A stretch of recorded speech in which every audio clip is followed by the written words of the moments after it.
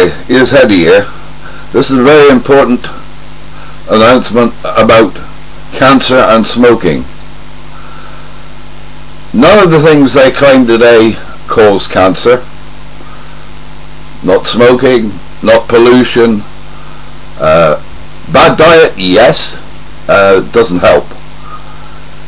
But the main problem has got nothing to do with the Mother Earth, because the human condition will always adapt itself to its environment. And if anybody's read Darwin, you will find that that's what he's talking about. Creatures adapt to suit their environment. It is the most simple, common thing about nature.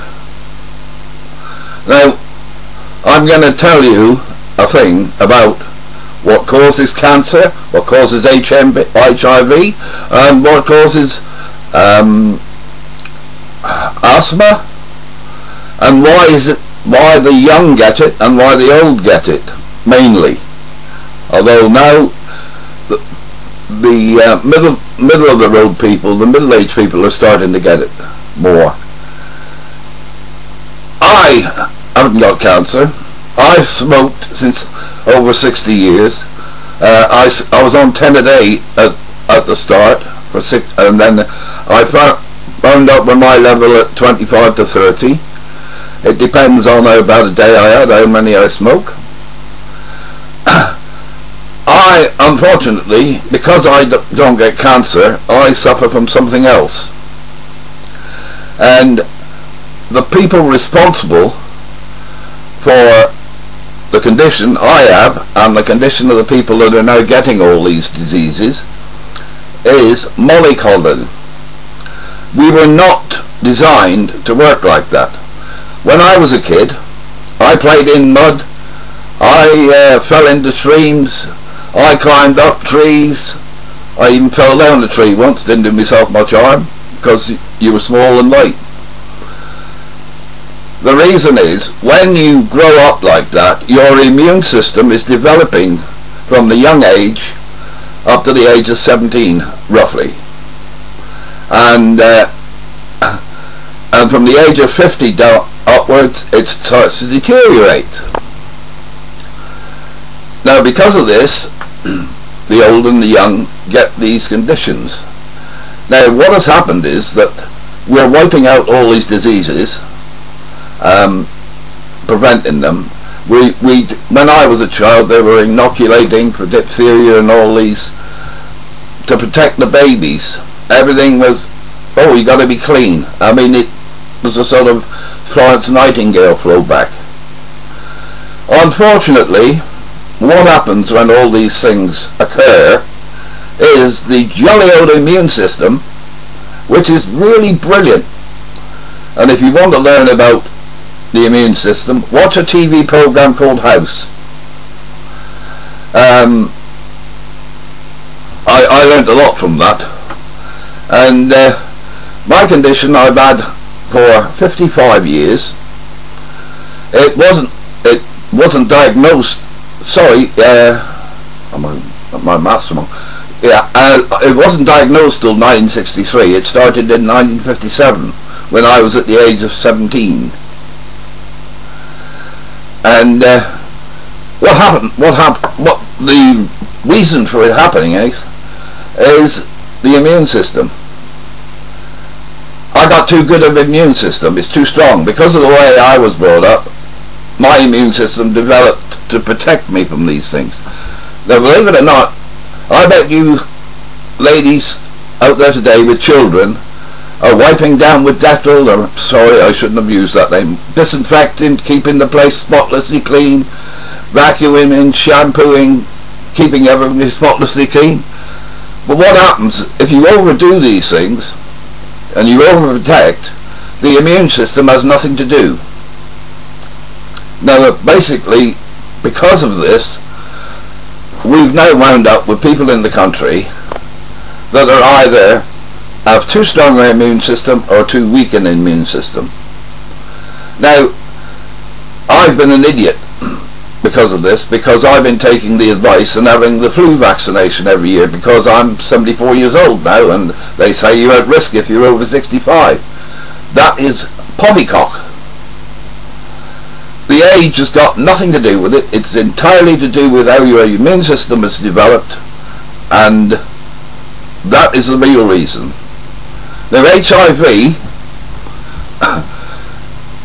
is a totally different story. I have a theory about HIV that is totally different the way all the research is going. I wish I could get somebody to research what I'm saying. I hope this will get it to them. They're blaming this magic thing that suddenly cropped up, and what's really happened is that the immune systems are weak. If you've noticed, the places where it started, Africa, poor diets, poor this, that and the other, so they grow up and they don't have a good immune system.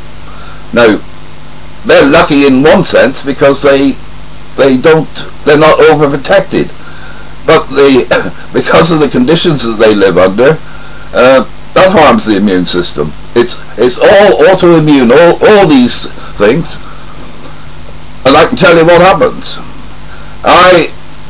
I've done a survey of sorts, the best of my ability, and I can be helped by this on the web. Anybody who knows anybody that has died of cancer that had arthritis.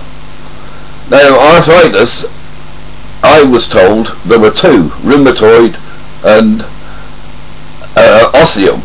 Now they tell me I've got osteo. Now, my mother had arthritis from the age of 7. I inherited it. And this is the thing, inheritance. What has happened is that because these children have been overprotected, and I'm talking about the middle-aged people now, in the 50s and 60s, their immune system didn't develop strong enough, so now they have a weakened immune system. And it gets even worse, because when they have children, the genes pass that on to the children, so the children start off life with a weaker immune system, because their bodies don't think that they have to worry about these diseases, or any diseases. Now, what happens is, if you've got a too strong of an immune system, like I have, and it took me years to find this out. I mean, it took them years to find out what I knew 50 years ago. The arthritis, osteo and rheumatoid were exactly the same kind of arthritis. Anyway, this is meant to be about smoking and cancer. What they're doing, the research they've done, is a total waste of money. What they need to do is to research the immune system. I don't know, they may have a test for it at the moment, but if you had a means of testing whether a person was weak, medium or strong immune system, you would then only inoculate the weak, because I don't want people to get something and die of it. But what's happening today, it's like they're doing the same. They did the same with antibiotics. If a person's got a really good immune system, they don't need antibiotics. But if they get a very bad infection, all it needs to do is give antibiotics to give the system a boost, to help it a little bit. If you help it too much, it won't bother to do it. It's like any. If you do something for your child, you'll get lazy. You won't do it yourself. If you don't do it, eventually you'll do it itself. And the immune system is like a little child. If it's too strong, and you've got no diseases, if you've got nothing to do, it starts attacking your own body, and that's what arthritis is. And it's also the condition that I got, which has the fancy name of lichen planus. Now that's Latin, and it certainly means a plain fungi. And that's what I got, and that's what they call it, but it's actually my healing system. The immune system, when you cut yourself, it heals. That is no problem for me. But what happens is, when it's finished healing, it doesn't stop. So you get similar effect to psoriasis and that.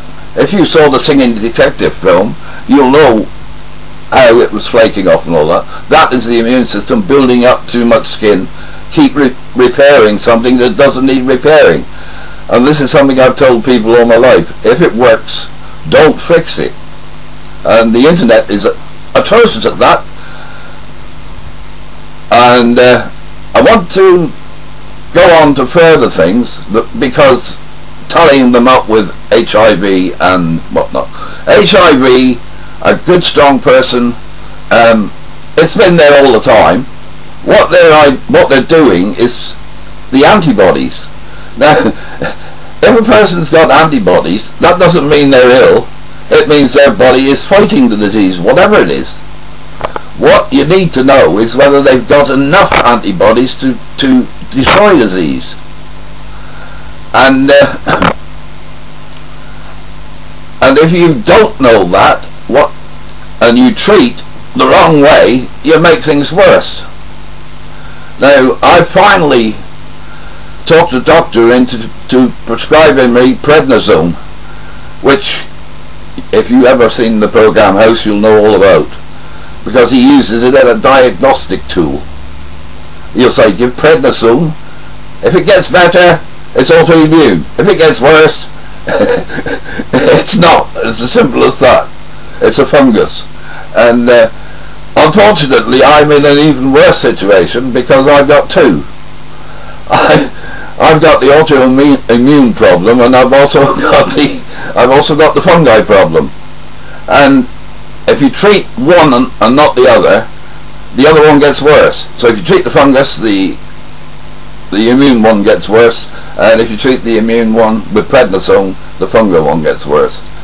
So what I'm doing at the moment, with the help of my doctors, is taking a course of both fungal antibiotics and prednisone, and all prednisone does is reduce the immune system.